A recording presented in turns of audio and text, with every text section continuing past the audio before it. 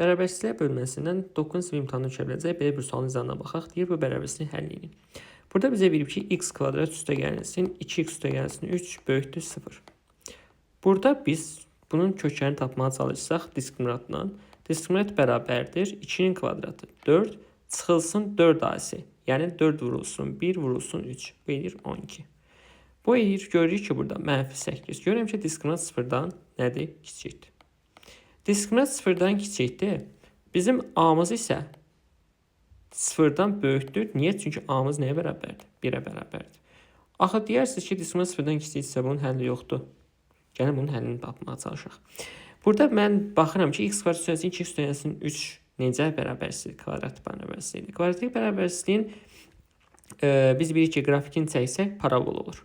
Baxın, a-mız 0-dan böyüksə parabolanın qolları necə olacaq? Üz yuxarı.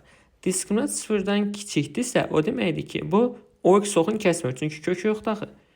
Onda bu qrafik necə yerləşər? Bu vəziyyətdə yerləşər. Burada fikir verin. X nə alırsa alsın, Y həmişə nə olur? Müsbət. Deməli, bu bərabərsizlik həmişə nədir? Müsbətdir.